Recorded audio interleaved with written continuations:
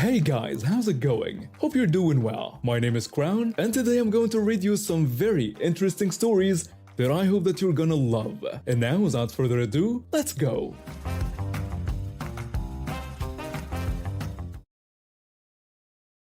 Hi. Working at supermarket was supposed to be a simple job to help pay my bills while I finished college. By yesterday, everything changed, and now I'm caught up in a mess that could have killed someone. It all started about a month ago when our store got a new manager. Let's call her Karen.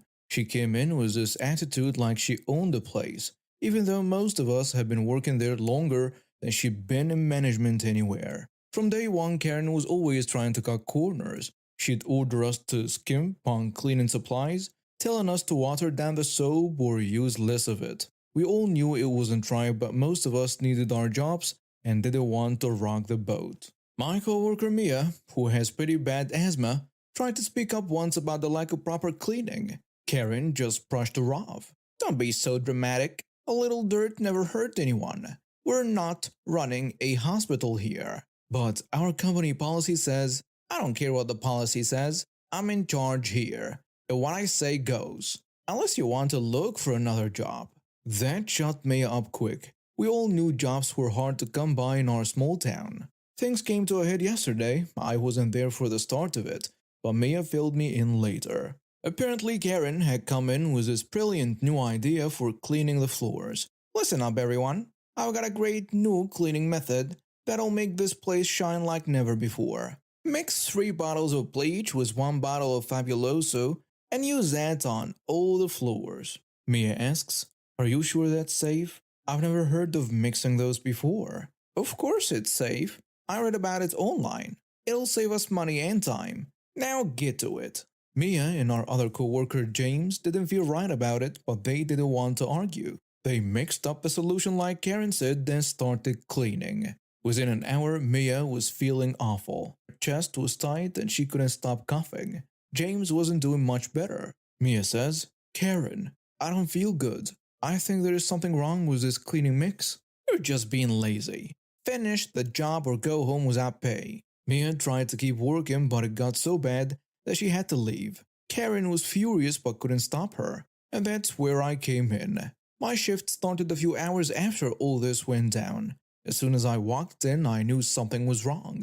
The smell hit me like a drug. It was sharp and chemical, burning my nose and eyes. What's that smell? James tells me. New cleaning solution Karen had us use. It's pretty strong. I tried to power through it, but within an hour I was feeling sick. My throat was burning and I kept dry heaving. Finally, I couldn't take it anymore. Karen, I need to go home. This smell is making me sick. Not you too. What's wrong with you people? It's just a little cleaning solution. This isn't normal. Something's really wrong here. Fine, go. But don't expect to get paid for a full shift. I left feeling guilty about abandoning James, but I could barely breathe. On the drive home, I noticed I had developed a deep, hacking cough that hadn't been there before. That night I couldn't sleep. I kept thinking about Mia and her asthma. What if she was even sicker than me? I decided to call her in the morning to check on her. When morning came, I called Mia. What she told me made my blood run cold. I'm in the hospital. They had to call poison control. What? Why? The doctor said I was exposed to chlorine gas. Apparently mixing bleach and Fabuloso creates it. I've been coughing up blood. I was horrified. I immediately started researching and found out that yes, mixing bleach and Fabuloso creates chlorine gas, a potentially deadly substance. I couldn't believe Karen had been so careless. Over the next few days, things moved quickly. Mia's family reported the incident to the Occupational Safety and Health Administration. They came and did a full investigation of our store. Karen tried to deny everything at first. I never told them to mix those chemicals. They must have done it on their own. But James and I stood firm. We told the investigators exactly what had happened. They also found security camera footage that backed up our story. The company didn't waste any time. Karen was fired on the spot. But that wasn't the end of it. Because she had knowingly endangered employees and customers, she was facing criminal charges. As for Mia, she was in the hospital for a week. The doctor said she was lucky. If she had been exposed much longer, could have had permanent lung damage or worse. The company paid for all of Mia's medical bills and gave her a hefty settlement. They also implemented new safety training for all employees and managers. James and I got compensation too for our exposure to the gas. But more importantly, we all got a new manager, one who actually cares about following safety protocols. Looking back, I wish I had spoken up sooner about Karen's corner cutting. Maybe if I had, things wouldn't have gotten so bad. But at least now, we're all a bit wiser. Karen, on the other hand, last I heard, she was facing a pretty serious lawsuit and potential jail time. Turns out, knowingly exposing people to toxic chemicals is a big deal. Who would have thought? In the end, I guess karma really does come back around. Karen's need to save a few bucks nearly cost someone their life. Now she's lost her job, her reputation, and possibly her freedom. I'm just a tree cutter for crying out loud, but here I am telling you about the day that turned my simple job into a nightmare. It was a regular Tuesday morning at our tree cutting company. My partner and I were in the office going through some paperwork when this lady walked in. She looked like your typical suburban mom, but there was something off about her. Her eyes had this wild look, like she was on a mission. She marched up to our desk and said, "I need your services immediately." I replied, "Sure, ma'am. What kind of tree work do you need?" That's when things got weird. She leaned in close and whispered, "I need you to cut down my neighbor's oak trees." I blinked, confused. Okay. Does your neighbor know about this?" She waved her hand dismissively. "Oh, he's away right now. But don't worry. I'm on a neighborhood homeowners association. I have the authority." My partner and I exchanged looks. This didn't sound right. I asked, "Ma'am, do you have any paperwork from your neighbor or the homeowners association authorizing this?" She huffed. "Look, I don't have time for this. I'll pay you extra if you don't ask questions. Just tell anyone who asks that the owner requested it. Got it?" Now alarm bells were ringing in my head. I stood up and said, "I'm sorry, but we can't do that.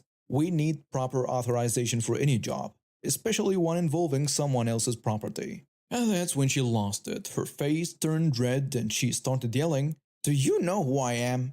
I'm trying to teach that horrible neighbor a lesson. He won't listen to my demands, so I'm taking matters into my own hands." My partner stepped in. "Ma'am, we're going to have to ask you to leave. What you're asking is illegal, and we won't be a part of it." She didn't like that one bit. She grabbed a stapler from our desk and hurled it at my partner. "You can't talk to me like that." I reached for the phone. "That's it. I am calling the police." As I dialed, she lunged at me, trying to grab the phone. My partner managed to hold her back while I talked to the dispatcher. Within minutes, we heard sirens approaching. The woman seemed to realize she was in trouble. She backed away from us, and when the police walked in, her whole demeanor changed. She started sobbing and pointed at us. "Officers, thank goodness you're here. These men, they molested my daughter." My jaw dropped. I couldn't believe what I was hearing. The woman continued, "I had to take her home to save her from these monsters after they assaulted her." The officers looked at us sternly. One of them asked, "Is this true?" I sputtered, "What? No, absolutely not. There was never any daughter here. This woman came in asking us to illegally cut down her neighbor's trees. When we refused, she attacked us." My partner nodded vigorously. "It's true. We have security cameras. You can check the footage." The woman's eyes widened at the mention of cameras. She tried to backpedal. No, you don't need to check any cameras. I know what happened." One of the officers said, "Ma'am, we take accusations of child molestation very seriously. We'll need to review the footage." While one officer watched the security tapes with us, the other stayed with the woman. It didn't take long for the truth to come out. The footage clearly showed her entering alone, our conversation, and her attack on us. When the officers confronted her with this evidence, she completely lost it. She grabbed a pruning saw from a nearby shelf and swung it at the closest officer. "Ma'am, put down the weapon now." But she wasn't listening. She kept swinging and screaming incoherently. The officers had no choice. One of them pulled out his taser and fired. The woman went down twitching, but even then, she wouldn't stop. As they tried to handcuff her, She started spitting at everyone. One of the officers says, "We need a spit mask here." They managed to get a mask over her mouth, but she was still thrashing and trying to bite through it. As they led her away, one of the officers turned to us. "I am sorry about this, gentlemen. We'll need you to come down to the station to give a formal statement." My partner and I nodded, still in shock from what had just happened. The officer says, "Don't worry. With the video evidence and her behavior, you won't be facing any charges, but we'll need to document everything for her arrest." I slumped into my chair trying to process it all. I can't believe she made up that story about her daughter. Who does something like that? My partner shook his head. "I don't know, man. Some people are just... I don't even have the words for it." We spent the rest of the day at the police station giving our statements and filling out paperwork. The officers told us that the woman was facing multiple charges, including assault, filing a false police report, attempted assault on a police officer. As we finally left the station, my partner turned to me. "You know, when I got into the tree cutting business, I never thought I'd end up in a police station because some crazy lady tried to frame us for a crime we didn't commit." I laughed weakly. Yeah, they definitely don't prepare you for this in tree cutting school. We decided to close the office for the rest of the week. We both needed some time to recover from the whole ordeal. Karen tried to plead not guilty, but with the video evidence and the testimony of the officers, she didn't stand a chance. She ended up getting sentenced to jail time and ordered to undergo psychiatric evaluation. We later found out from the police that Karen had a history of harassing her neighbors and making false claims. The oak trees she wanted us to cut down? Well, they belonged to a new family in the neighborhood who had refused to let Karen dictate the color they could paint their house. Can you believe that? It took a while, but eventually things at work got back to normal. We installed better security measures at the office just in case, and we became a lot more cautious about taking on new clients, always making sure to get proper documentation for any job. But hey, now at parties, whenever I say, "Did I ever tell you about the time I was falsely accused of a crime because I refused to illegally cut down some trees?" Yeah, that always gets people's attention. My 74-year-old dad has always been a stubborn man, and when he got sick, this time his stubbornness almost cost him his life. Dad had just had a biopsy and the doctors told him to take it easy. But did he listen? Nope. 2 hours after the operation, he went right back to work. I couldn't believe when I got the call from Mom. "Your father is gone to work." I told him not to, but he wouldn't listen. "What? He just had surgery. I'll try calling him." I called Dad's cell, but he didn't pick up. I left a message, hoping he'd come to his senses. "Dad, it's me. Please go home and rest. You just had surgery, for crying out loud." But Dad being Dad, he ignored everyone's advice. The next day we got another call from Mom, and this time it was serious. "Your father is stuck in the bathroom. He can't walk. I've called 911. My heart sank. I knew this was bad. When we got to the hospital, the news just kept getting worse. Not only had Dad overexerted himself, but the biopsy results came back. He had cancer. Invasive moderately differentiated keratinizing squamous cell carcinoma to be exact. It was a mouthful, and it was scary as hell. You think this news would make Dad slow down, right? Wrong.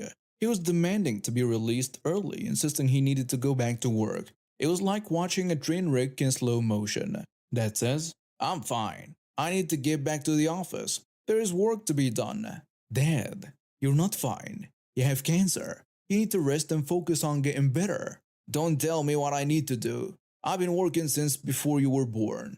It was clear that Dad couldn't accept that his body wasn't keeping up with his spirit anymore. And Mom, well, she was in complete denial about the whole situation. "Your father has always been a hard worker. He knows what he's doing." "Mom, he collapsed yesterday. He needs help, whether he wants to admit it or not." The tension in the family was reaching a boiling point. I knew I had to do something. Living in Philadelphia, I decided to drive up to Scranton to help out and try to smooth things over. We had a family meeting scheduled to discuss Dad's treatment and the future of our family business.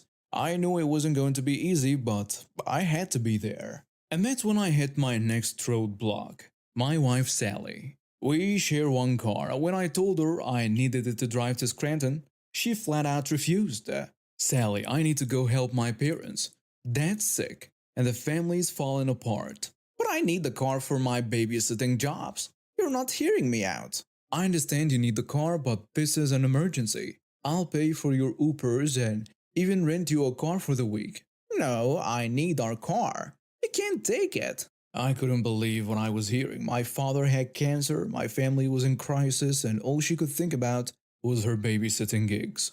Fine, I'll handle it myself. I'll get a lift to the airport and rent a car there. You're being so unreasonable and unempathetic to my needs. I was floored. Unempathetic? Unreasonable?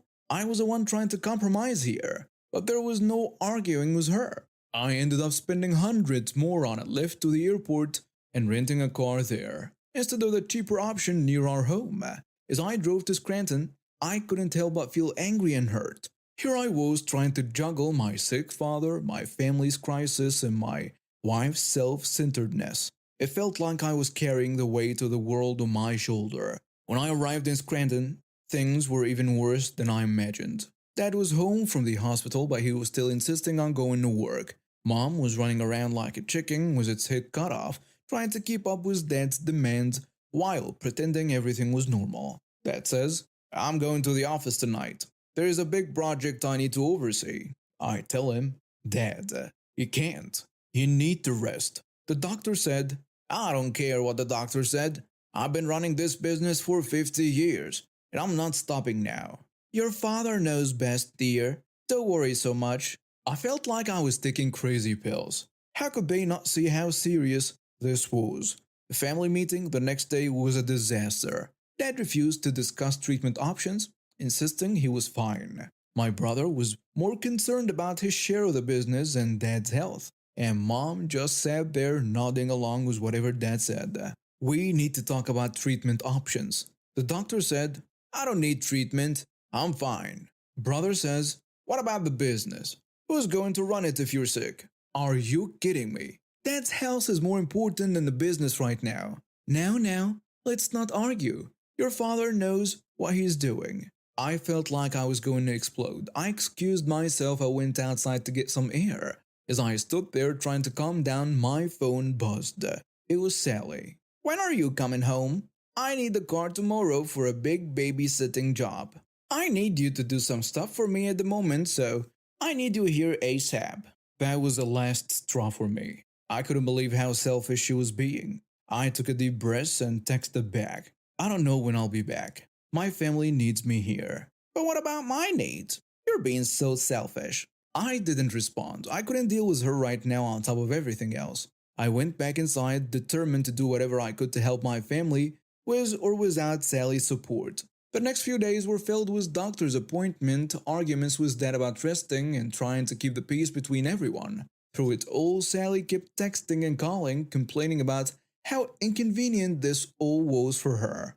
Finally, after a week of non-stop stress and family drama, I managed to convince Dad to start treatment and take a step back from work. It wasn't easy, but seeing him collapse again after trying to go to the office finally scared him enough to listen. As I packed up to head home, I felt exhausted but relieved that things were somewhat under control. And that's when I got another call from Sally. "I hope you're on your way home. I have a big babysitting job tomorrow and I need you to run some errands for me." "Sally, I've been dealing with a family crisis. My dad has cancer. Can you please try to be understanding?"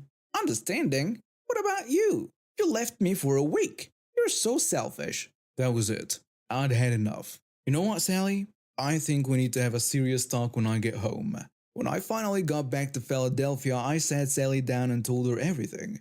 How hurt and unsupported I felt. How her behavior during this crisis had made me reevaluate our relationship. She tried to argue, but I stood my ground. "I'm sorry, Sally, but I can't be with someone who can support me during the toughest time of my life. I think we need to separate." "What? You can't do this to me. What about my babysitting jobs? How will I get around?" "That's not my problem anymore. You made it clear that your babysitting jobs were more important than my family's health crisis.